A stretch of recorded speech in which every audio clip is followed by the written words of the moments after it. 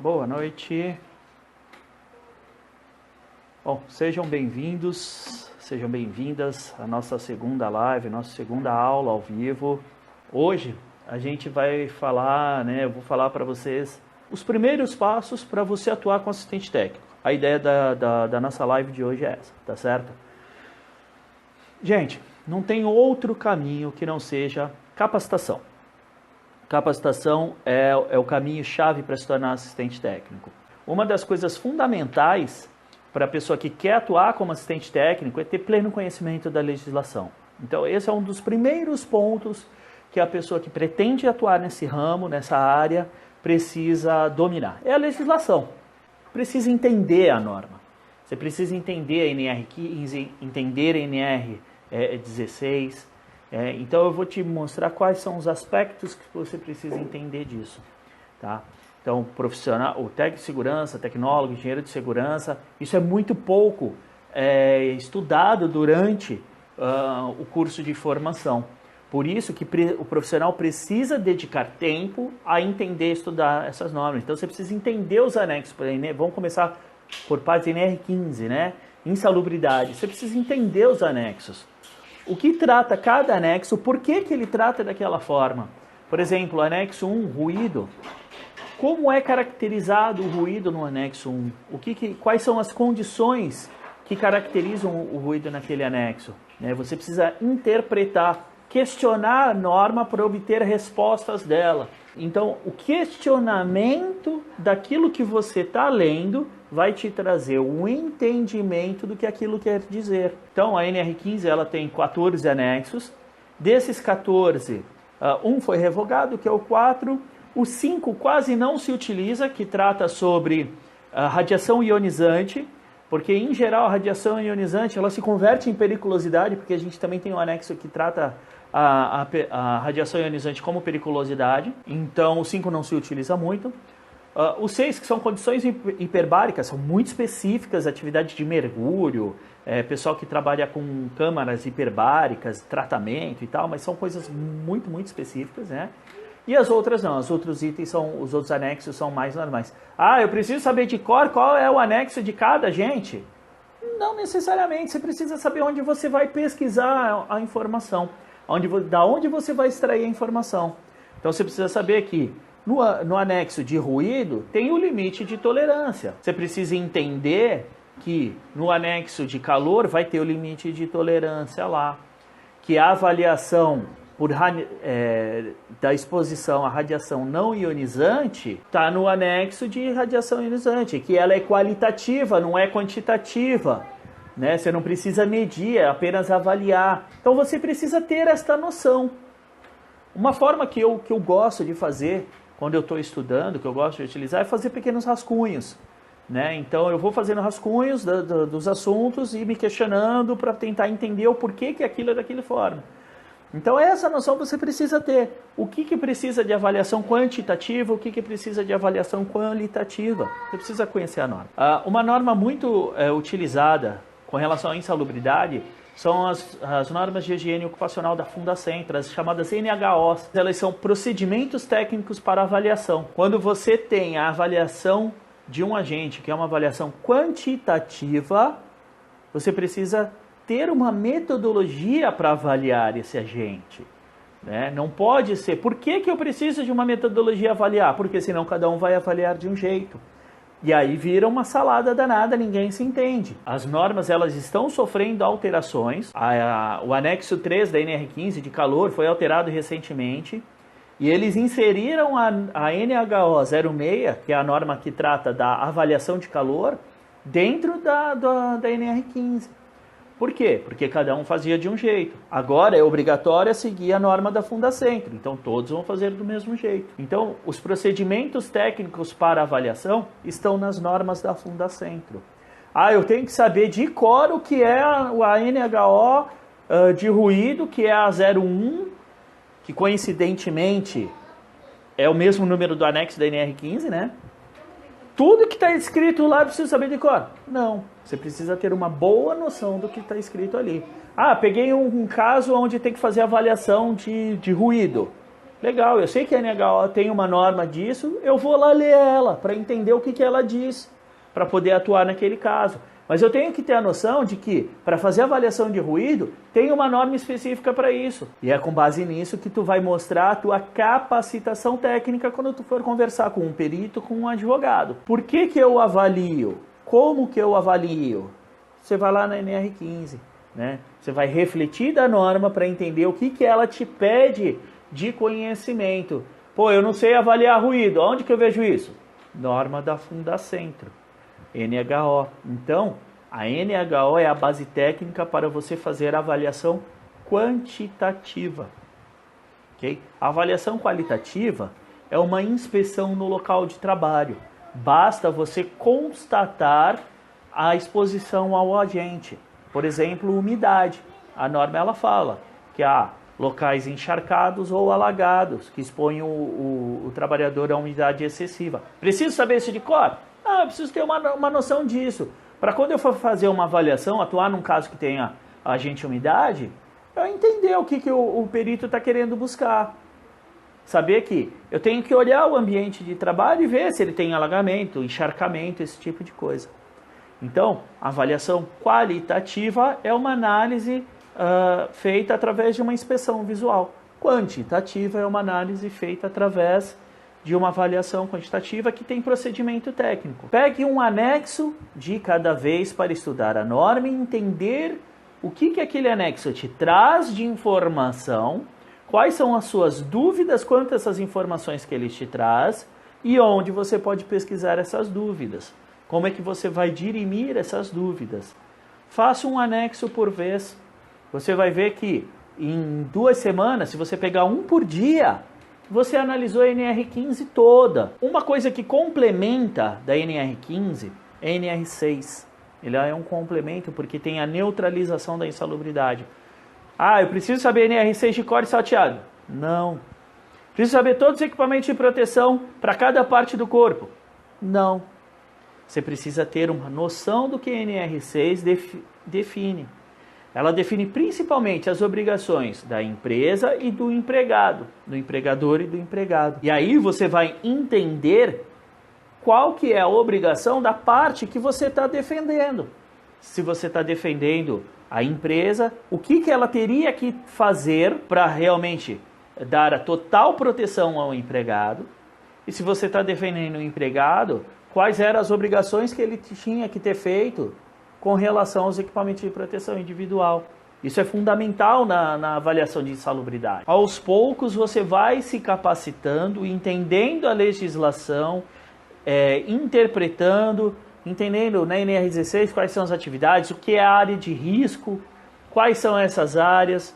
Busque a jurisprudência, que são decisões que já foram tomadas em processos. Um site muito legal para isso é o Jus Brasil. Fica mais fácil você compreender o entendimento dos tribunais. Por que ele caracterizou a insalubridade naquele caso? Por que ele caracterizou a periculosidade? Você vai entender como é que neutralizou a exposição a um agente insalubre, como é que você cessou o direito à periculosidade. E você vai começar a levantar suas dúvidas sobre isso. Então você começa a ler com calma, refletindo o que você está lendo, se questionando sobre aquilo que você está lendo. Você vai começar a formar o seu entendimento. Eu tenho dúvida. Gente, internet, Google, leia várias informações. Não deixa para ler, não se concentre em apenas uma, porque aquela informação pode refletir apenas a opinião pessoal do seu autor. E aí tem algumas outras legislações que fazem parte da atividade do assistente técnico e do perito, que estão fora das normas regulamentadoras. Uma das principais é a CLT, Consolidação das Leis do Trabalho. Lá está descrito todos os direitos e deveres dos trabalhadores. Eu preciso saber todos os artigos da CLT de cor, Vagnão? Não precisa. Você precisa decorar? Não, você precisa saber onde buscar a informação. Isso é o mais importante. Por quê? Porque quando você pegar um caso para estudar, você vai saber, eu tenho que dar uma olhada na CLT, porque tem alguns artigos que tratam insalubridade. Eu vou ver se tem algum artigo que é específico desse assunto que eu estou estudando. Do agente que está sendo apontado nesse caso. Na CLT nós temos alguns artigos que são específicos de insalubridade, alguns artigos que são específicos da periculosidade e existem artigos que abrangem as duas normas. Então eu não preciso saber especificamente de todos os artigos da CLT. Preciso saber que existem artigos dedicados ao assunto insalubridade, existem artigos dedicados ao assunto periculosidade, existem artigos que falam dos dois assuntos e existem um monte de outros artigos que falam sobre as condições de empregabilidade do funcionário. E aí a gente tem alguns outros dispositivos legais. Nós temos as súmulas e as orientações jurisprudenciais. Ih, lascou-se tudo agora. Começou os termos difíceis. É tranquilo, gente. As súmulas, elas são apenas anotações. Essas anotações, elas registram a interpretação pacífica ou majoritária adotada por um tribunal por um determinado tema específico. Significa que o quê? O tribunal concorda, os integrantes do tribunal e os tribunais concordam que aquele entendimento deve ser o mesmo para todos. Então isso se transforma numa súmula. Fala, olha, todo mundo deve adotar este mesmo entendimento. E existem súmulas específicas para a insalubridade e existem súmulas específicas para a periculosidade também. Assim como as normas regulamentadoras, assim como os artigos da CLT. Os assuntos são divididos. Tem súmula que vale para os dois? Tem. São poucos, é só a 341, se eu não me engano, que vale para os dois. Insalubridade tem um pouco mais, periculosidade tem menos. Preciso saber isso de cor? Não, eu preciso saber que existe. E preciso estudar elas, para entender um pouquinho melhor o que elas dizem, para poder ter dúvida. A gente só passa a ter dúvida sobre um assunto se a gente estudar ele. Então por que eu preciso estudar? Para entender. Eu só vou entender quando eu ler, que é quando eu vou ter dúvida. E aí eu vou pesquisar o assunto e vou ler mais, e aí eu vou conseguir formar o meu entendimento sobre aquele determinado tema. É isso que o assistente técnico vai propor ao advogado, à empresa que ele estiver representando. O seu entendimento sobre o tema específico. A outra parte da legislação que eu comentei, que é a orientação jurisprudencial, chamada mais comumente de OJ. Qual que é a diferença da OJ para a súmula? Para o nosso trabalho, nenhuma. Porque a orientação jurisprudencial ela é editada pelos tribunais a fim de uniformizar o julgamento de determinados assuntos, de uma matéria específica. Então ela é uma orientação, assim como a súmula. A diferença entre a súmula e a orientação vai ser mais para a questão de dissídio coletivo, dissídio individual, coisas que não afetam o nosso trabalho. As OJs, elas também têm algumas que são específicas para insalubridade e algumas que são específicas para periculosidade. Só tem que tomar cuidado ver se o que está descrito na OJ está atualizado com a atualização das NEs. Além disso, tem o Código do Processo Civil, que tem os artigos do Código do Processo Civil que regem a atividade do perito. Tem os artigos do Código do Processo Civil que dizem como deve ser feita a prova pericial. Como é que eu me atualizo com relação às normas? Gente, hoje em dia tem muita forma de se manter atualizado com relação às normas.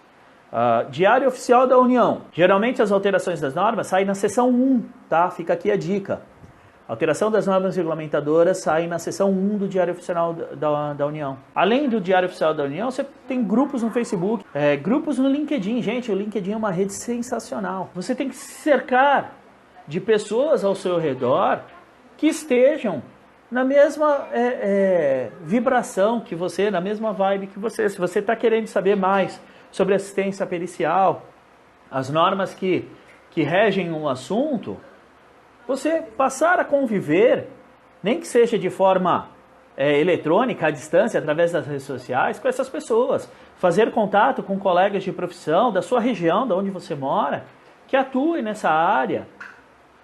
Ou que não, mas que para trocar informações sobre atualizações, sobre entendimentos, né, para formar o seu entendimento, a sua forma de ver a segurança do trabalho e a sua forma de atuar como assistente. Só assim você vai se capacitar. A atuação do assistente técnico, ela é muito específica, né?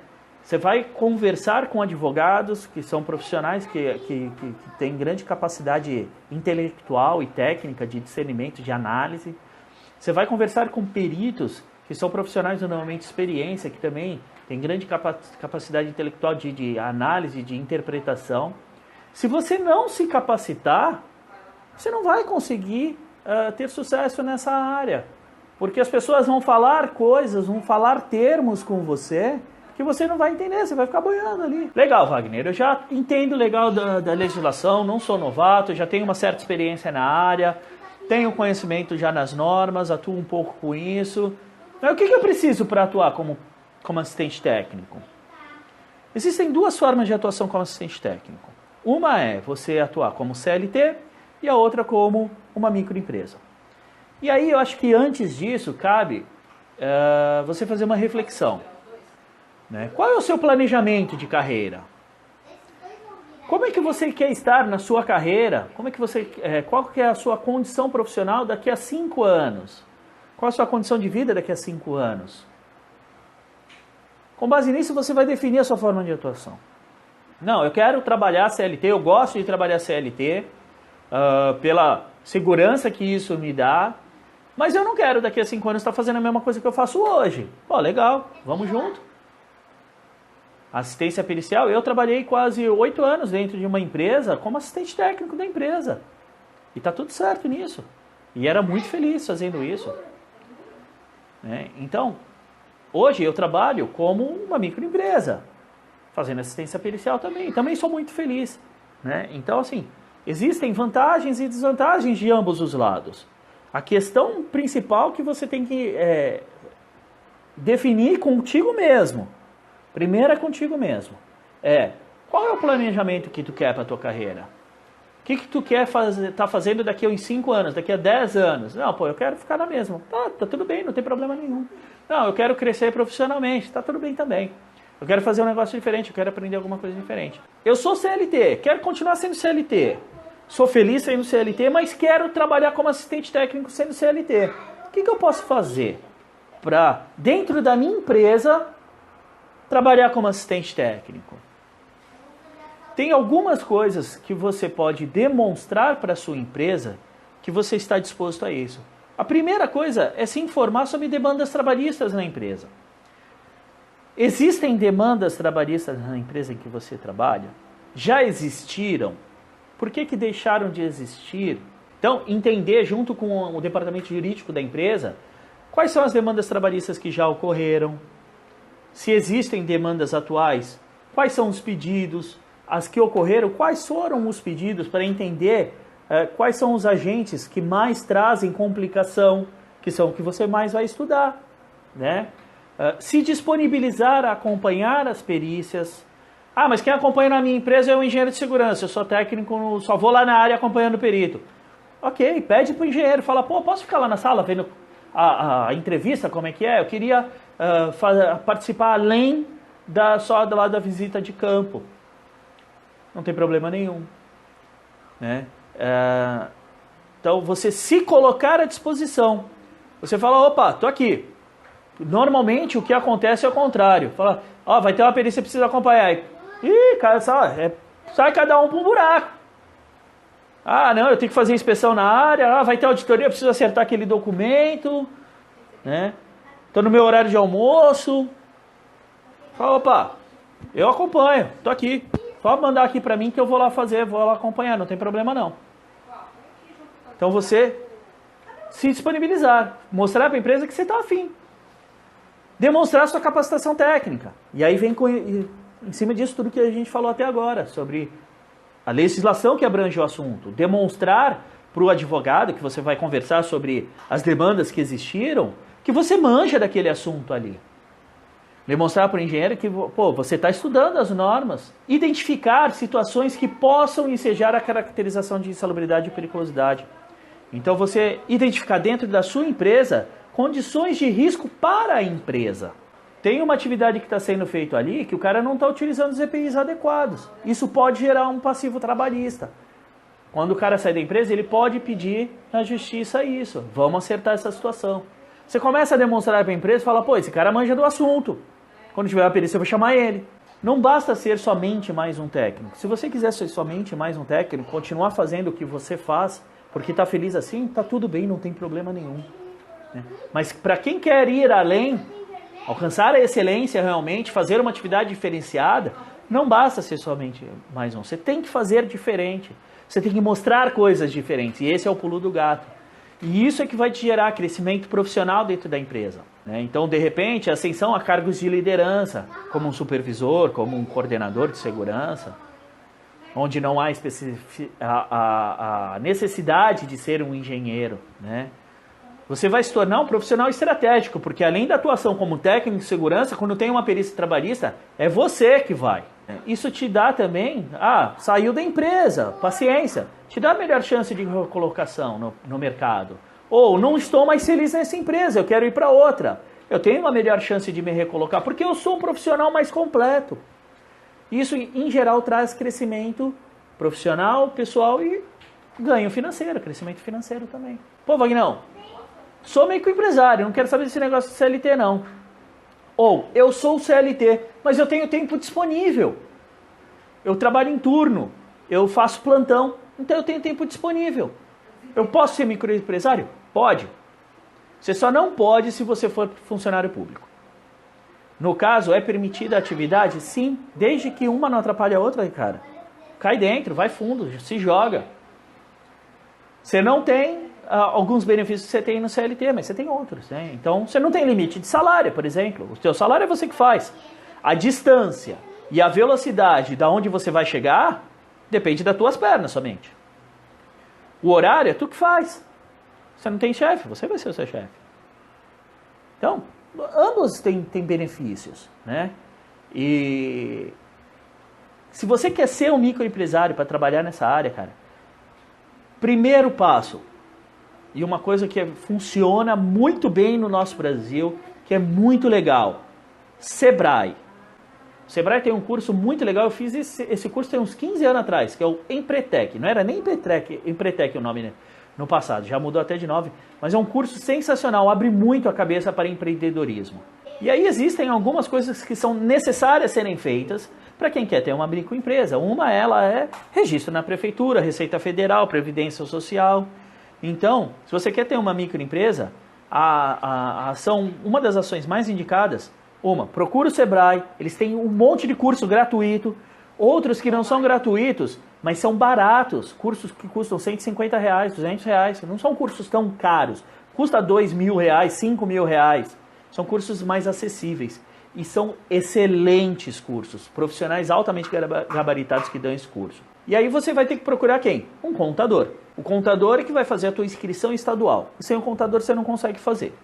E é isso que vai te dar o teu CNPJ, Cadastro Nacional de Pessoa Jurídica. Por isso que você precisa fazer isso. Porque tem muita empresa, se você não tem CNPJ, você não se cadastra na empresa para trabalhar, você não recebe. Ela não consegue fazer a nota fiscal para... Você não consegue emitir uma nota fiscal para que a empresa te pague. A Raquel está comentando aqui, mas o assistente técnico não pode ser um profissional liberal autônomo? Pode, Raquel, só que se você não tem um cadastro como microempreendedor individual ou microempresário, você não consegue ter um CNPJ para emissão de nota fiscal. E isso vai acabar sendo uma barreira, porque se você atua para um escritório e tal, talvez ele não te exija isso. Mas se você atua para uma grande empresa, ela provavelmente, ou até empresas menores, médias empresas, elas provavelmente vão te exigir o teu CNPJ para fazer o cadastro. E como MEI, o microempreendedor individual, a categoria de profissional, profissional de segurança, engenheiro técnico ou tecnólogo, não está dentro das categorias que podem fazer o cadastro como MEI. Então, obrigatoriamente tem que ser microempresa, tá? Mas você pode trabalhar como liberal, sem registro, não tem problema. Então, assim, a abertura de uma empresa depende de local para local, mas gira em torno de R$30 a R$200. Os impostos, quando você é um microempresário, você vai atuar geralmente pelo Simples, variam aí de 4% a 17,5%. E o tempo para abertura de empresa é de cerca de 5 a 30 dias. Qual que é a vantagem de você ter uma empresa, um CNPJ? Você tem acesso aos seguros do INSS, então você tem acesso ao seguro-saúde, maternidade, aposentadoria, tudo isso. Você emite notas fiscais, que existem empresas que exigem a emissão de nota fiscal para prestação de serviço. Você tem linhas de créditos específicas e isso vai te facilitar a compra de equipamentos, então, computador, impressoras, enfim, os equipamentos necessários às atividades, descontos em diversos itens, por exemplo, um plano de saúde, para quem tem um CNPJ sai mais barato do que para quem não tem. Tá? Como é que eu atuo como microempresário? Cara, fazendo parcerias, né? Parcerias com os outros profissionais de segurança. Olha, já tem um cara lá que eu sei, conhecido meu, que tem empresa que faz perícia. Eu vou lá fazer com ele, gratuito, vou lá acompanhar, sabe? Entender como é que ele faz. De repente, tem uma que ele não pegue 2 no mesmo dia, vai ter uma que ele não vai conseguir fazer, eu posso ajudar ele. E ele me ressarcir por isso. E aí eu começo a trabalhar na área. Né? Então, parceria com escritórios de advocacia, que trabalham com direito de trabalho, e parcerias com advogados. Né? Como é que eu faço isso? Através de fóruns da internet. Fórum trabalhista. Vai lá no fórum trabalhista, no horário das audiências, tá? Assim, ó, assim de advogado trabalhista lá. Conversa, se apresenta. Bom dia, doutor, tudo bem? Meu nome é fulano de tal.